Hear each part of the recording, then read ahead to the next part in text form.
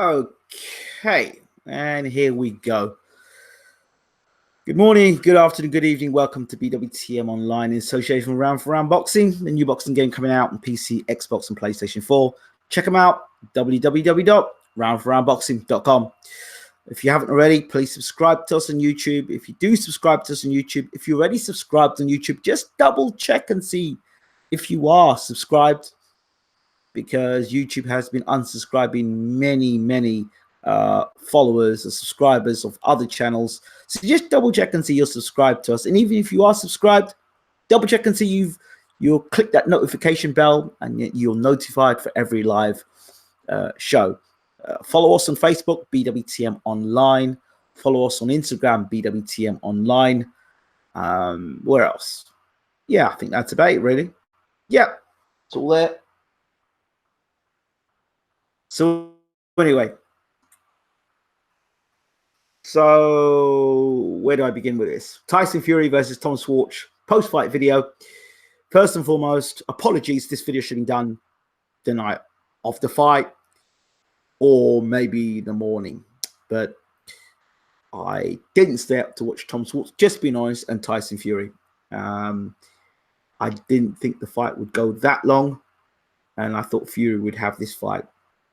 Now, my pre-fight breakdown of this fight. First of all, congratulations to Tyson Fury. Well done, Tyson. It's good to see. Of course, you've won the fight and you've won it in emphatic fashion. It wasn't a draw-out, bore-out fight, boring fight. It was entertaining. You're an entertainer. You gave value for money in terms of what you did and the way you went about it and the way you finished Schwartz off. So it was very entertaining from beginning to end. It was entertaining. And yeah, I enjoyed watching it afterwards. So, but in the pre-fight, if you listen to my pre-fight, please go back and listen to my pre-fight. My pre-fight build-up said Tyson Fury needs to get his angles correct. I said Tom Schwarz will come out and he's going to try and throw that right hand. He's got pretty fast hands. I also said that Fury would need to ensure that Schwarz was at the end of his jab and not allow Schwarz to get forward.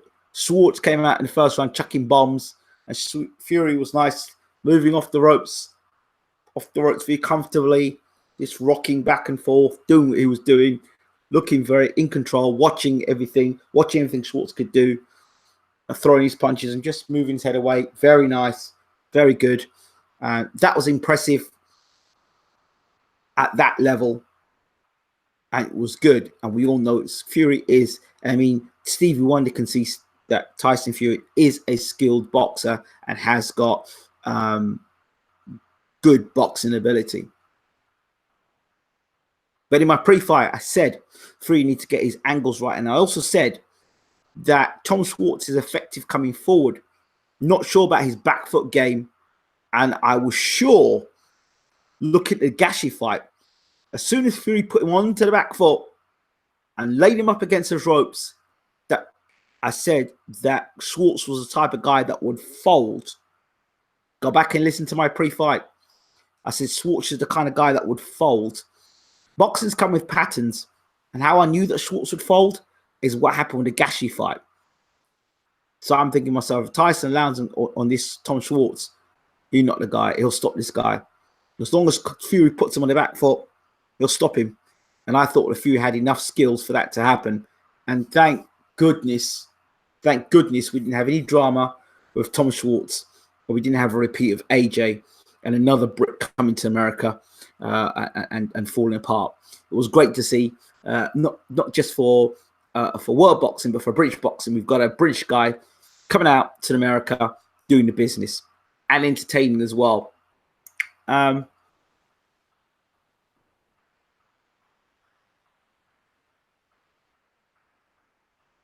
Not since Prince Naseem Mohammed, and that's a big statement, have we had an entertainer like Tyson Fury on a global level. Now, people might shout and say to me, Chris Eubank. Chris Eubank never went to the States and had a high-profile fight like Fury has had against Wilder, you know, and he fought for the unified title against the best fighter, best heavyweight around in terms of defenses in the last 10 years, which was Vladimir Klitschko. So we can't talk about Vitali. We've got to talk about Vladimir. And Tyson did the business that night. Of course, I've been hugely critical of the performance in the end in terms of why people think it's one of the greatest fights ever. I think it was a great performance on the night in terms of getting the victory against Vladimir Klitschko. And thank goodness, if it wasn't for Tyson Fury, we may have had more years of complete boredom with Vladimir. So he kind of, you could say, he resurrected the heavyweight division in what he did. And I, for one, am always thankful for that. I want to do a shout out here. I've got to say this, and I think it's important. I want to give a shout out to Asgar here. Asgar, if you're watching, and I'm sure you are, I've got to give you a massive shout out. And this is not ass kissing. This is just what I know of Asgar on a personal level. And I want to say that despite your critics, despite the people out there that give you a dig, and I've been one of those guys. I've been one of those guys who've had a little pop and had a laugh about the way you have stood behind Tyson Fury and shouted from the hilltops and almost from your own roof, as we've joked about before, talking about Tyson Fury. And I know the Tom Schwartz fight isn't a signature fight in terms of the skill level of the opponent, but in terms of the first fight or top rank, the re-entry into America, not fighting against Deontay Wilder, but this time on his own platform, coming out, doing his thing, and it really entertaining. And you can kind of entertain a lot more and be a lot more relaxed, because that Deontay Wilder fight is, you know, when you're going against a guy that can punch as hard as that, it's a different situation as you're going to face Tom Schwartz. I'm sure Tyson himself would accept that. And of course, coming back after the two fights, the Pianetta fight, the Safa Safari fight, and then jumping straight into the Wilder fight, which is really ill-advisable. But Tyson, mentally strong, able to get through it and get off the canvas. And, you know, a lot of people said he won the fight. Asgar stood by Tyson through all that. And I think he needs to be given full credit. There is a, I don't know what it is within boxing fans, strange people, but loyalty. They knock promoters and managers for being disloyal or not being treating the fighter right.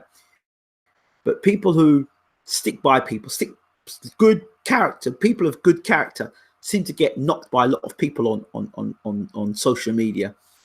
And Asgar has stood beside Tyson Fury in the good and the not so good, and he was there, and it was just great to see him in America with Tyson before he went out to fight. And that to me, that friendship is a positive thing, and I think they're good for one another. And I think it's great that it's happened. This is happening for Asgar. So I want to say to you, sir, great for sticking by your guns, regardless, and shouting by the rooftops for whom you believe is the best heavyweight in the world, and your friend, and supporting your friend, regardless of what others have had to say. You could have jacked in, you could have done many things. So I want to say to you, I haven't got a hat, but if I did have a hat, I'd be taking my hat off to you. I just wanted to say that, let you, encourage you in your journey. Okay, back to Tyson Fury. It's another strange set of people that have, I have to address this as well, that for some bizarre reason think that I have a hate towards Tyson Fury.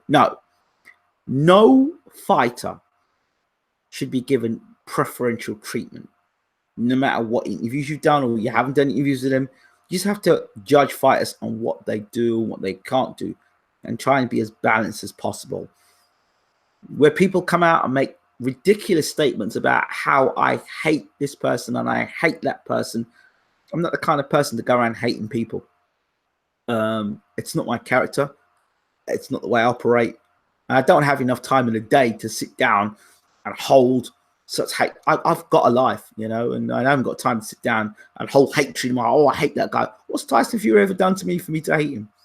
You know what I mean? This is a guy that when hardly anybody was talking about Tyson Fury, was doing the interviews and actually got on Skype and did an interview with me and gave me his number, and we'd talk back and forth and have interviews and do interviews. So why the hell would I hate Tyson Fury? You know, what he does and his business outside the ring and what he gets up to is his business. As I said before, I'm only interested in what he does, mainly inside the ring. I don't really care too much for what he says outside the ring. It's full of contradictions, and I don't have to go through the amount of contradictions Tyson Fury's had throughout his career. But as the boxer, that's what I appreciate. We need people like Tyson Fury in the heavyweight division. We need characters. You can't for 1 minute slam Vladimir Klitschko for having no personality and bringing the heavyweight division into complete boredom. But yeah, at the same time, you've got someone like Tyson Fury who's come back. You know, let's not get it twisted. Some of the stuff that he went through was self-inflicted. Nobody told him to go down the pub and get drunk and all this rest of it. While I appreciate mental health, and I do appreciate it from one who's come from a background of having chronic fatigue syndrome and overcoming that, when the doctors tell you something and the people around you are not as supportive as they should be, and you have to find a way out of that dark tunnel by yourself, when even the people closest to you don't understand because it's not visible on the outside. I appreciate that journey, so I speak from experience. You know, Tyson's come from a long way and he's come back, and it's a great comeback story. And in terms of that, he will always get my absolute full respect for that. Although the BS and I look like Muhammad Ali in there, I box like Sugar Ray Leonard in there, I'll fight you with one hand behind my back, you're a basketball player, you got skinny legs, you're a bum, you're a dosser. It's all part of the entertainment. And you know, Ali was great at it. Tyson Fury does it in his own way, and we need people like Tyson Fury in boxing. Does talk a lot of BS, but that's all part of the Tyson Fury package. And at least when he's talking the BS, he's backing it up. He is prepared to fight the best fighters in the world. He did it with Klitschko. He got in there with Wilder. He's always said he wanted to fight Joshua. And for the longest while I've known Tyson Fury, he always wanted to fight Vladimir Klitschko. So, you know, long before he wanted to fight Vladimir Klitschko. So Klitschko was not interested. So Tyson had to fight his way to become a mandatory for Klitschko. So I don't have any hatred towards Tyson Fury. So stop that talk. And stop the talk of me thinking or wishing Tyson get destroyed and all this. Stop it. I just give opinions on how or previews or thoughts on how I see a fight going. And I thought he did well against Tom Schwartz. He dispatched of Tom Schwartz, class, finish, and that you give him credit for against that opposition. Well, you could go back and say afterwards, well, Tom Schwartz was 53 in the world, blah, blah, blah, blah. We could go on and you could pull the opponent to shreds. I'm not going to do that. Was it entertaining? Yes. Was that what the boxing world needs to see from Tyson Fury? Hell yes. Did we need to see a Tyson Fury look devastated and knock a guy out? Yes. Did we need to see Tyson Fury fight like he did against Safa Safari or against Pianeta? No, we certainly did not need to see him lugging around 8.5 stone, whatever, around the ring in America for 10 rounds against Tom Schwartz. Nobody knew about. So we didn't need to see that. Tyson got the job done. Beautiful uppercut, good array of punches, good finish. Got his ankles right. Didn't allow Tom Schwartz to land the overhand right. Got onto the front foot. Did the business. Fine. Case closed. And that's all you really can say. Love the entrance. You know, dressed in black first, then coming out wearing what I call the butterbean shorts, and making a statement. And I think he's on a great network. I think he's got a great promoter behind him, Bob Arum, and Bob Arum will push him. And the Americans will love Tyson because he talks that smack. They know he's been in the ring with Deontay Wilder. And of course, they're going to want Deontay Wilder, him in the ring. Me personally, if the next fight, if I were Tyson Fury, I would take Kubrat Pulev much faster than I would take on Jerome Miller. And we can talk about Jerome Miller at another time. I don't think Jerome Miller is stars make fights. Jerome Miller is not a good star for Tyson Fury. No, but he's like Derek Chisora. Hell no, he's not like Derek Chisora. I think he's taller than Chisora, bigger than Chisora. He's got a good work rate, and he's the type of guy that could give Tyson nightmares simply because of the fact of his style. He's a marauding type fighter. He's the type of guy that's going to give Tyson nowhere to breathe, and he chucks that overhand right. I've told you before. And he's a guy that will sit on your chest and work and work and work. Those are the type of guys, the guys that get in Tyson Fury's face and will be able to get past the jab and will probably be able to walk Fury down. Those are the type of guys that are going to give Tyson problems. Those guys that will walk Tyson down, get up close, pass the jab, get inside and work, those guys will give him problems. And I think that Jerome Miller is a better fighter than Chisora. To be honest, that's my personal opinion. I always thought Jerome Miller would have been a problem for Anthony Joshua as well. So, you know, it is what it is. I'm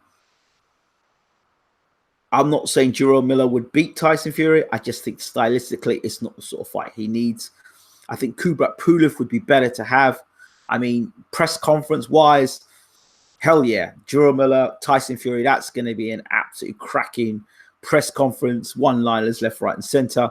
You know, I'm for sure Jerome Miller will pull up Tyson Fury's past. Fury will bring up Miller's past. Blah, blah, blah. It would be exciting. It would be fun. And the fact that Jerome Miller was around, you know, at the press around Tyson Fury's fight, and he was in and around the area, looks to me that, you know, that's free press for Jerome Miller, getting himself in and around, making himself available. Miller could well possibly be the guy in the future, but he's got himself out there. So it's a good fight, absolutely good fight, and I would give Tyson Fury lots of credit for taking the Miller fight. But I think Pulev is better. Slower feet, older. Pulev possesses really just a left jab. Really, if you look at Pulev, everything's around the left jab with him, and he's a lot slower now. I think Tyson would. That's the sort of guy that kind of tailor-made for Tyson. Whereas, you know, Miller is more, you know, chucking overhand rights, busier, high work rate, high volume.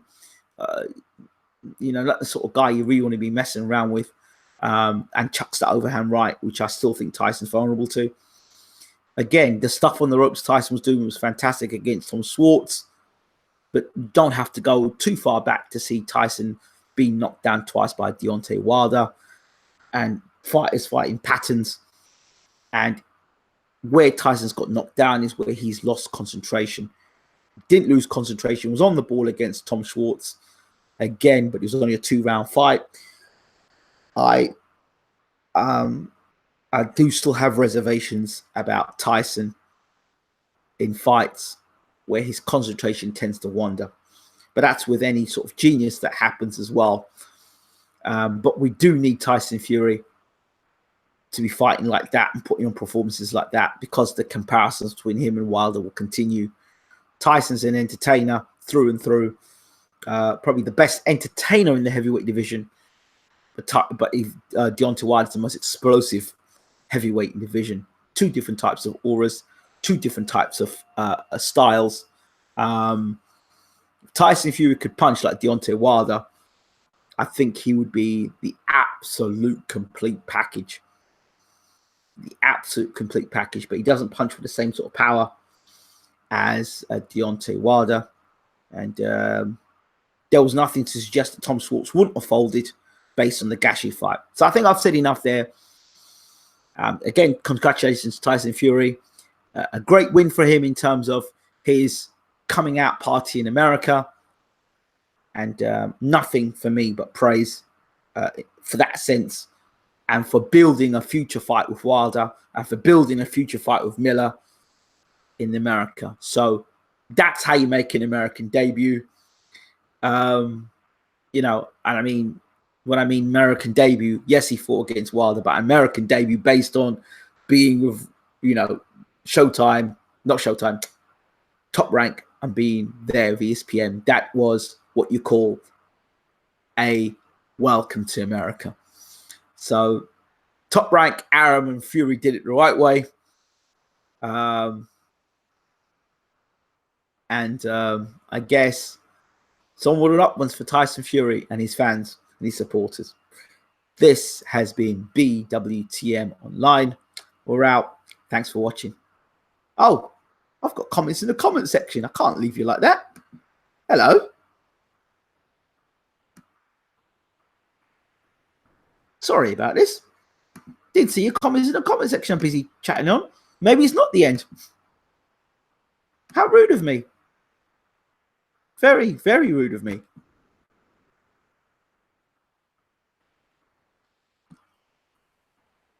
Let's see. Hello, BWTM. You're Don Speaker when it comes to boxing. No yes man out here. Thank you, Michael. Hit the like button on the way in, people. Evening Boxing Kingdom. Has Hearn put on one good show in America? Oops, what's going on here? Trying to read people's comments. Oh, sorry. I've put the zoom on, but the zoom's gone up to 250. Let's drop this down a bit. Right. One good show in America. In UK, yes, Sky Sports, Beer Garden fans. I don't think it understands the American market. I don't care, to be honest, in terms of I don't care for the promoter, to be honest. So, you know, again, I think I mentioned this in the build up, or in the actual post fight for the Matchroom show. He had two fighters that were soundly beaten. You know, in Katie Taylor and Josh Kelly, and then one that got destroyed in Anthony Joshua, and two absolute mismatches. So it is what it is. In terms of results, it was a terrible card. So it is what it is. I heard nobody watched it on DAZN. Well, let's see what people are saying. Hearn is done, finished. Hi, Ingram. Glad I tuned in for this live one. Yes, Daryl, brother. Good to see you in the room. I thought the promotion for Fury versus Schwartz was great, considering the poor level of opposition. Show looked high production quality, and the marketing post-fight, fantastic highlights everywhere. Yep, that's about right. Last Hearn show in US was great, just not great for him. I heard nobody watched it in DAZN. Well, I know that Derek James was very critical of DAZN, the trainer of Errol Spence. Check that interview here. He basically said, how do you recoup 100 million in over a month? And he talked about all the shelling out of all the fights and the fighters in the last month who fought Joshua, Canelo, Golovkin. How do you recoup that money? He says he doesn't even watch DAZN. Clear clinical boxing analysis can still be called hating in today's world. Well, it's hating by people who don't understand, people who don't have grammatical understanding of a word, and people behind keyboards that don't even use their real names. How can you take people like that very seriously?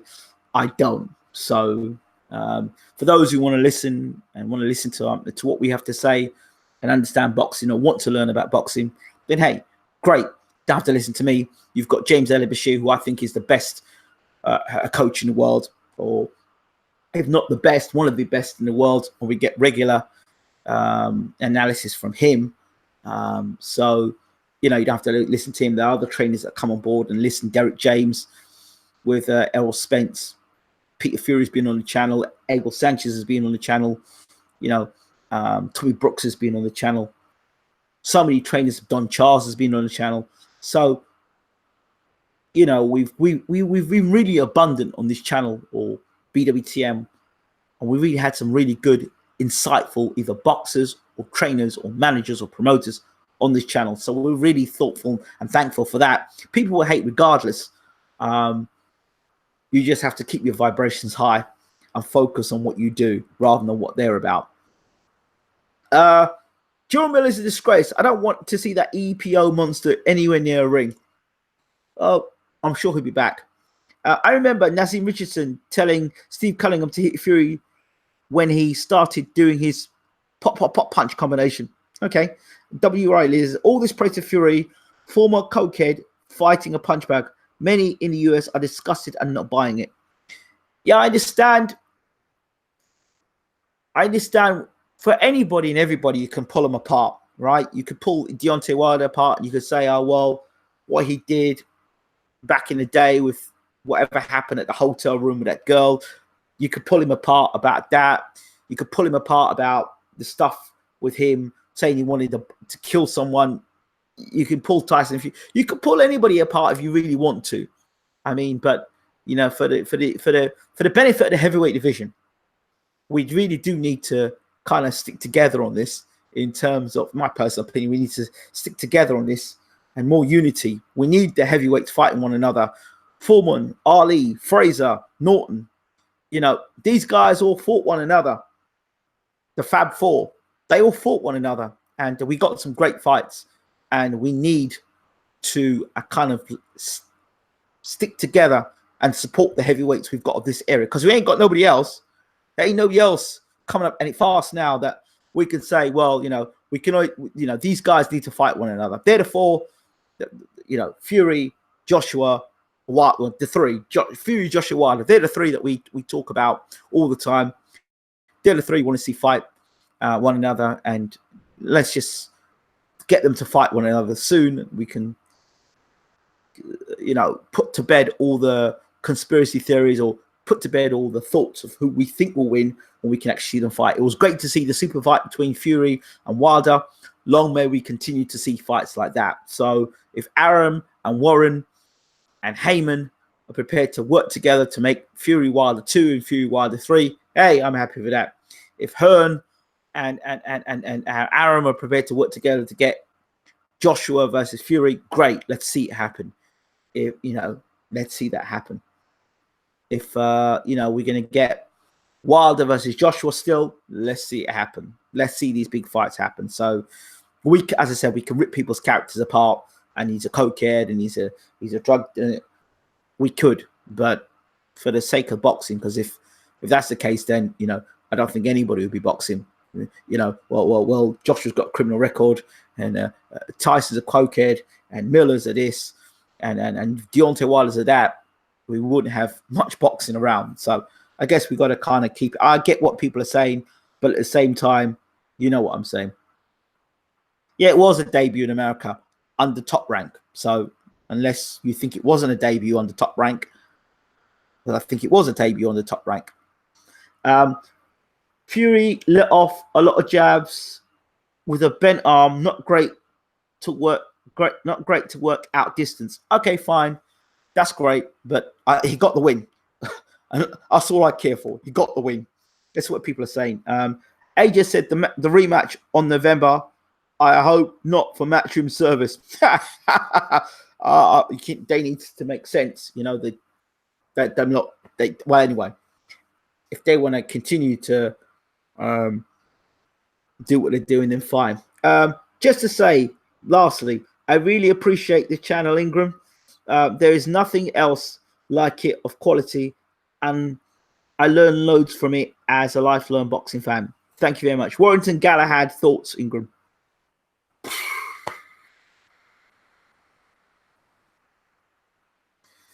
It is what it is. It is one of them kind of fights. If you like your technical stuff, then you could give it to Galahad. If you're looking at work rate and output, give it to Warrington. I didn't care much for the fight. I don't care to see it again. I like Warrington. A lot of time for Warrington. I know he gets a lot of flack from fans and from not from fans, but from, you know. But I like the way Warrington's been built. That's how you build a champion, and you know, I like that. You know, about him. So that's what I will say about that. I don't want to talk too much about it. I'll probably have to do go back and look at the fight and break it down. But yeah, again, congratulations to Tyson Fury. To the Fury fans, once again, congratulations to Tyson Fury. I'm not going to go and start saying because of that performance against Tom Schwarz that he's the greatest heavyweight that ever lived and he would beat Muhammad. I'm not going to go down that route because it's just as bad as Anthony Joshua fans. Fury fans at times can be quite nauseating. I have to say that, as much as Anthony Joshua fans were, or Mayweather fans were, or Pacquiao fans were, pretty nauseating. Golovkin fans as well, nauseating to the fact where they talk absolute garbage. Fury is a good fighter, good box, but you know, good boxing fundamentals, you know. And this is the most exciting fight that Fury's been in since the Wilder fight. You know, let's be honest. Fury's not known for being exciting fights. He's known for being an exciting personality, but don't confuse the two. This last fight with Fury, he needed to be exciting. I didn't want to see him fight like he did against Pianeta or against the other guy, Safa Safiri. So, again, that was just what Fury needed to do. He needs to do that. He now needs to knock somebody out at world level. He needs to knock out Pulev. He needs to put on a devastating performance against Pulev. He really does. He desperately needs a knockout win against a credible opponent. And when you look at the linear, if you want to keep jumping around the linear heavyweight championship, just look at the ranking of the last three guys that he's fought. Take Wilder out the equation. Safa Safiri, Pianeta, and Tom Schwarz. All right? It's not good for linear heavyweight championship of the world. It really isn't. And when this man talks about Muhammad Ali came back and fought the top four guys before he went on and actually challenged for the world title. That's not what Tyson Fury's done. So I'm just saying it as I see it. I'm not sugarcoating things. You know, there's nothing worse than, you know, you've got a good fighter, got a good fan base, but then there's these people that take it overboard and say he'd have beaten Ali and he would have destroyed Lennox Lewis and he's the greatest heavyweight of all time. And stop. Just stop with all that. It's a good fighter. One of the best in this era. The best in this era? I don't know. I mean, you know, people say he put on a boxing masterclass, but he was on his back twice in a 12-round fight against Deontay Wilder, who, remember, was considered a bum, a dosser, and a basketball player with skinny legs. Just put that in the context of what Tyson said. So when you downrate opponents and you say they're a bum and a dosser, yes, it sounds funny, but I'm listening to, if I'm a believer of you, Tyson, I'm listening to you. Like, he's a dosser, he's a bum, he's this, he's that, he's rubbish, he's not worth, you know, he's, you know, you jockstrap and all this stuff, and then he drops you twice. Well, he's either a bum or he's not a bum. And notice he said nothing about, like, Schwartz was a bum, because Schwartz actually was, you know, if you're going to talk about Dosser and all the rest of it, Tom Schwartz would probably be in a better description than Deontay Wilder. What, 7-8 defenses of the WBC Heavyweight Championship of the world? You know, a huge puncher.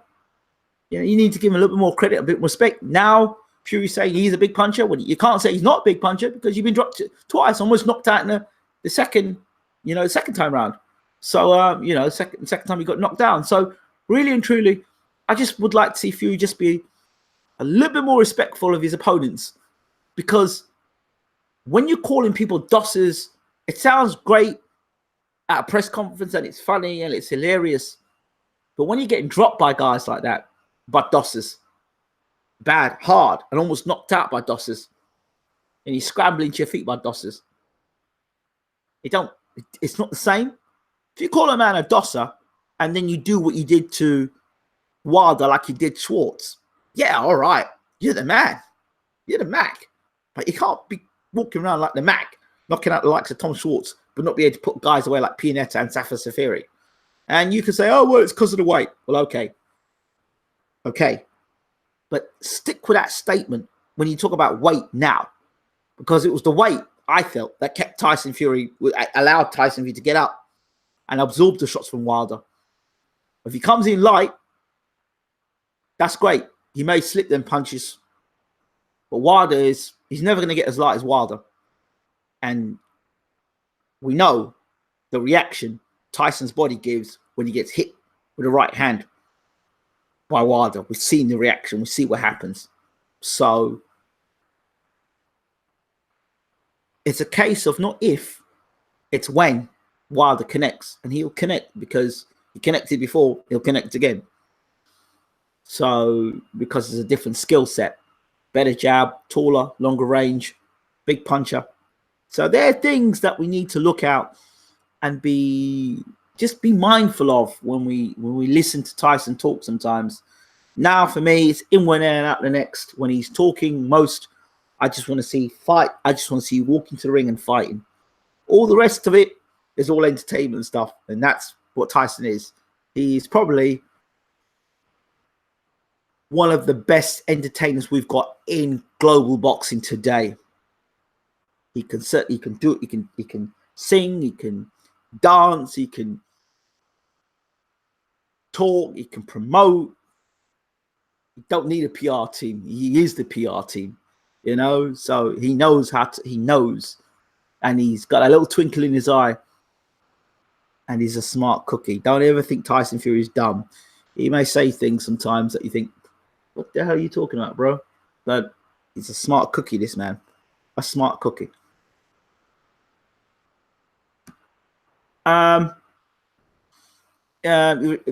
Kingdom responds about the Warrington Galahad fight. It was a scrappy affair, but I thought King nullified Warrington's work rate. Okay. Galahad just held most of the fight. Both were terrible. Okay, Warrior Code. We can't rate these guys until careers are over. Core 2971. Gotta agree with you there. Warrington will get beat if he fights the champs in the States.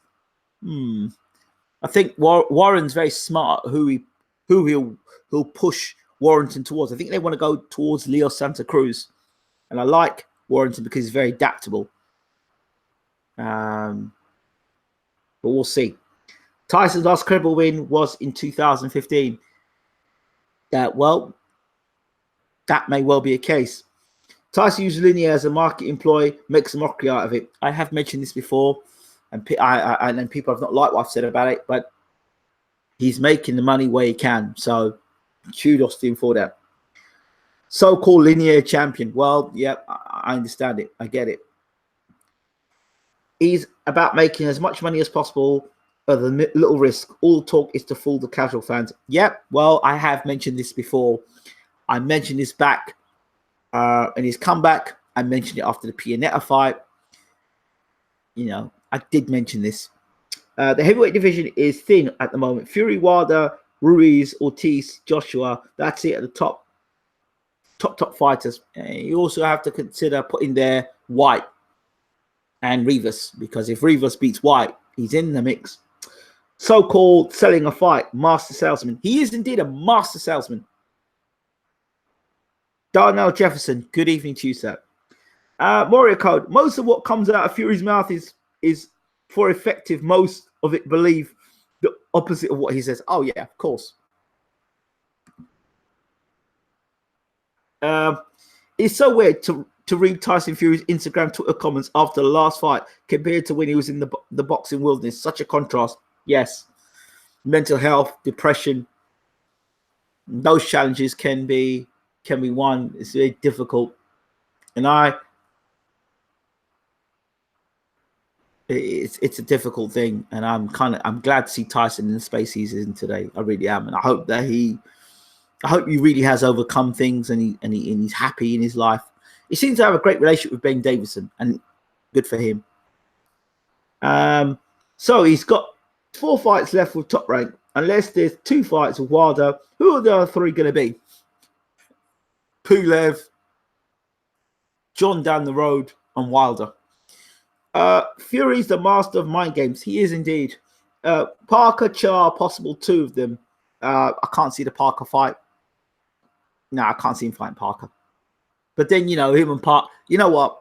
Let me rephrase that. I can see a Parker fight. He's always smiling. And Parker's always smiling. And Parker and him will be probably kissing one another before at the press conference because they have a good relationship. So, yeah, I can't see Parker Fury being a war. I really can't. Interesting how but Fury didn't want to fight Rivas. And he's a top-ranked fighter. He didn't want to fight Rivas. But Dillian White's fighting Rivas, which I think is a bad fight. But there we go. Actually, Parker is with DAZN and Hearn, so maybe not. Yeah, totally forgot about that. Yeah, you're right. Big Johnny Fury was proud as punch on BT Sports. Was glad to see. I am so glad to see John Fury on BT Sports. He talks a lot of sense, John Fury. Talks a lot of sense. Knows his boxing. A boxing man. Those are the sort of guys you need to be listening to in boxing. They know what they're talking about. They know their boxing. So had the pleasure of sitting right next to John Fury when Hughie Fury was fighting against the War Machine in Camberley. And I had a good chat with John. Good man. Knows his boxing. Very smart. Very sharp. Tyson Fury is the best traveling Brit boxer I can remember in ages.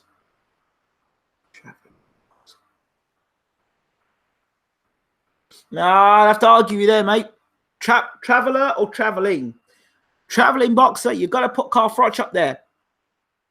Taylor. Johnson.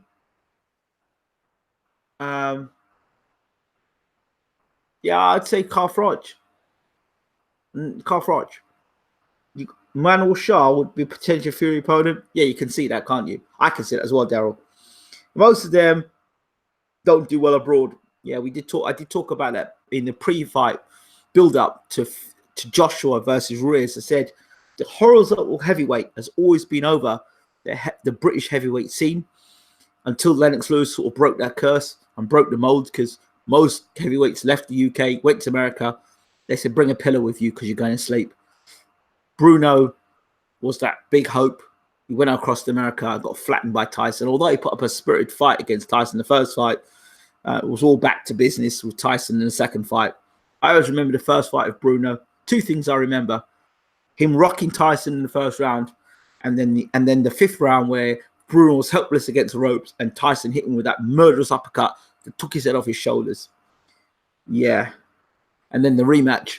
You remember if you were in the UK, Bruno in the pre-fight or the video, the commercial, there's no way he's going to beat me. No way. No way. No way. I mean, that was probably, in terms of heavyweight boxing and in terms of build-ups, that Bruno versus Tyson rematch build-up was amazing.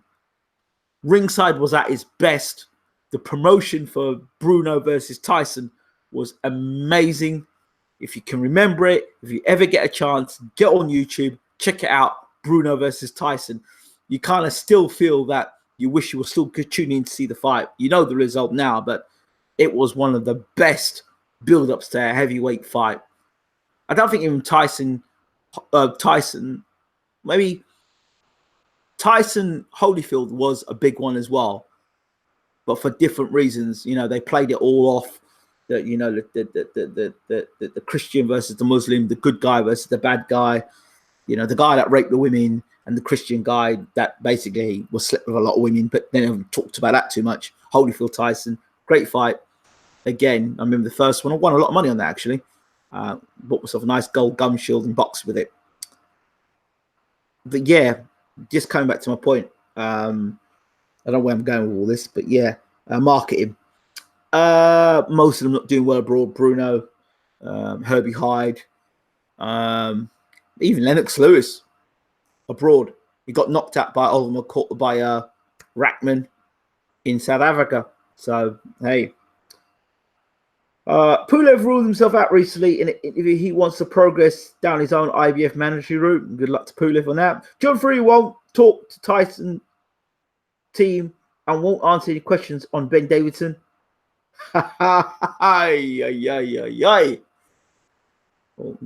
You know, John Fury knows his boxing. So, yeah. Big Bruno allegedly went into that rematch knowing the retina damage. Damn. Didn't know that. Wow. Shout out to Big Frank.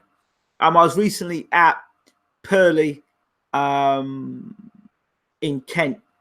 And I went there to actually a church service out there. Shout out to the Grace Community Church service out there as well, and Bishop Breed, whom I was able to talk to the church. But back to my point, I used to do some coaching out there, boxing tutor coaching for the Frank Bruno Boxing Academy. So shout out to Boxing for Schools and Wayne Llewellyn. Give you a little plug there, Wayne Llewellyn.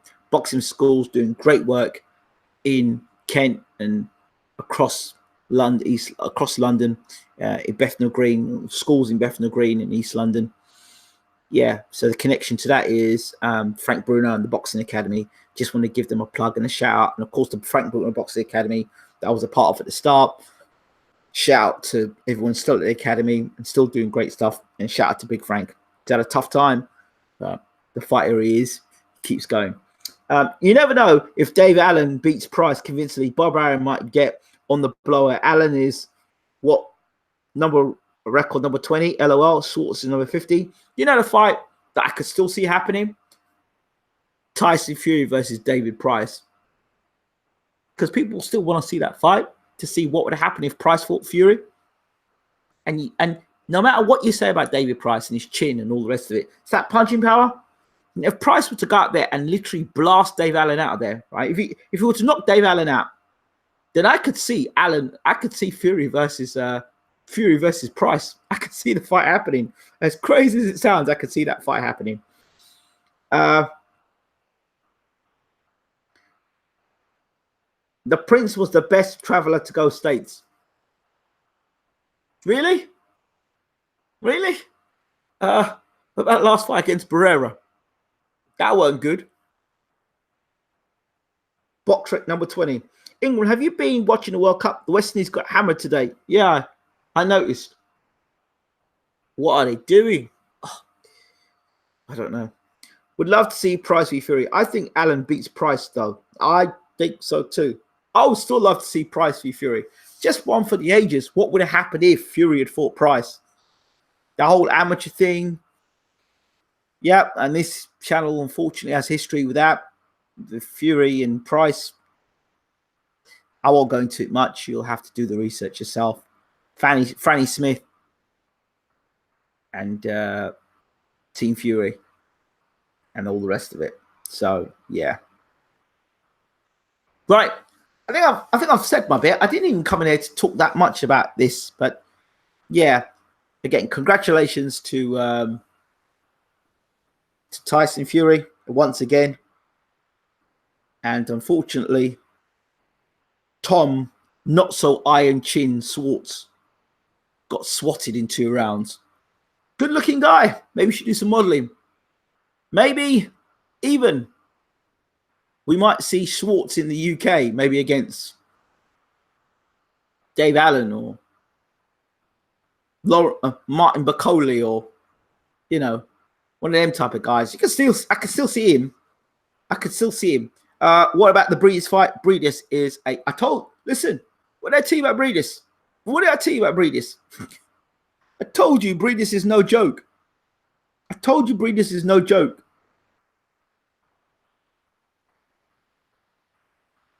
Yeah. And Andrew Tabiti. It's a shame. Andrew Tabiti, the Drake curse. You've seen the Drake curse so many times, yet still my man decides to take a picture of Drake. Well, I wouldn't be posting that picture of Drake. I would have done something with that picture before the fight. Adam Booth made a very interesting analysis of Tabiti, whether he was substance or he was style. And unfortunately, Tabiti ran into a huge punch from Dorticus. But we know Dorticus could punch.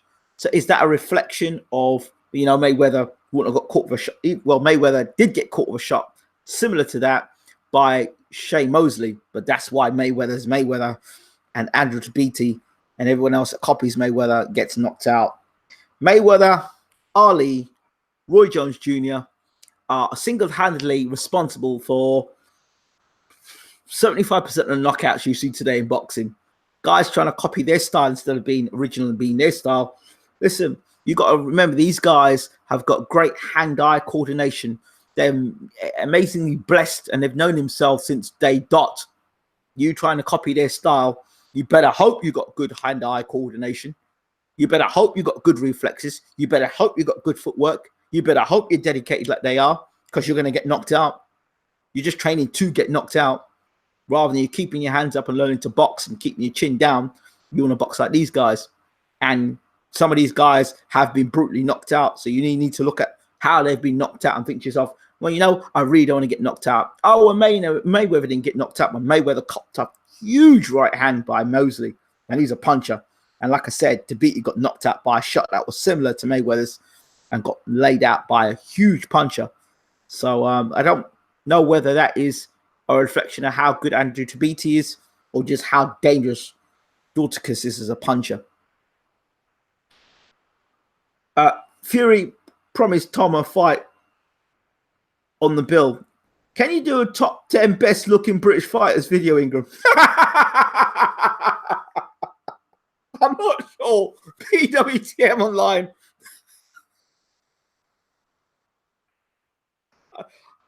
I'm not sure I'm going to go down that line. I think I did a best looking or beautiful women in boxing. I'm not sure if I'm going to go down that line anymore. I think I did that a few years back. I'm not sure if I'm going to go down that line now. But yeah, great suggestion though. The belly's still ringing, says Adam Scott. That's just savage. Get a picture taken with Drake and have Ramsey score a goal.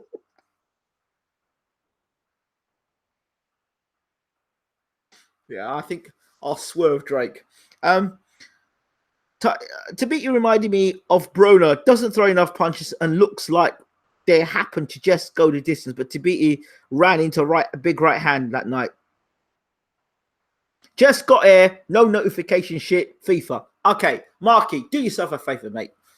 And everyone else at this point in time, first of all, smash the like button. And the second thing is, check your YouTube channel. Check the notification button. Go across into the corner where the bell is and check the notification button. And just see if you actually have clicked the bell and make sure the notification's up. If you don't do that, then you're not going to get notifications. Then you're not going to know when we're live. So hit the notification button. So I think that's about it. It's 10 to 2 in the morning. It's been a long day. Oh, long night. And of course, again, sad news, of course, to repeat for those of you who didn't know, that Bishop Bullwinkle has passed away, age 70. He was a guest on BWTM Online. He was well known for his song Hell to No No, better known in the States rather than the UK. His track went viral, 35 million views, and he gave us an exclusive interview, one of very few interviews, spoke about Trayvon Martin. So if you get a chance, Google Bishop Bullwinkle and BWTM Online. You'll see the interview. Excellent insight into Trayvon Martin, the church, some preachers, and Bishop Bullwinkle on form. Next Gen this Friday night. You won't be catching me watching that. Sorry. I'm out of here. Have a great night. Ingram, I hear that Kell Brook is about to retire. Don't know if that's true. Well, I heard Kell Brook was being lined up for Crawford at the end of the year.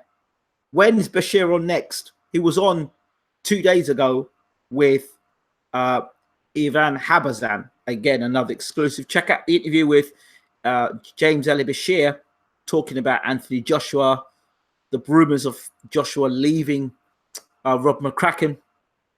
If you already don't know, check out our interview of Ray Robinson, who recently fought Josh Kelly. Check out our interview with Derek James, trainer of Errol Spence. He has a scathing attack on Eddie Hearn, calling him the new Jim Crow. Doesn't watch DAZN. Talks about the possibility of Spence versus Crawford being next. And a lot more other things as well. Also talks about the Charlo brothers as to why they act the way they do in front of the media. It's a really interesting interview if you want to know more about what goes on over in America and their view of DAZN, Eddie Hearn, Matchroom, boxing, and the rest of it. So we're up to date. We'll keep you up to date. We'll keep you in a loop. This is BWTM Online. Again, don't forget to hit the subscribe button. And please feel free to share our videos across Facebook, Twitter, Instagram. Share the videos, share the posts, like it, subscribe, and please do leave your comments. I really appreciate it. I'm out of here. It's 5 to 2 in the morning. I need to get some sleep. Thanks for watching. As always, good night.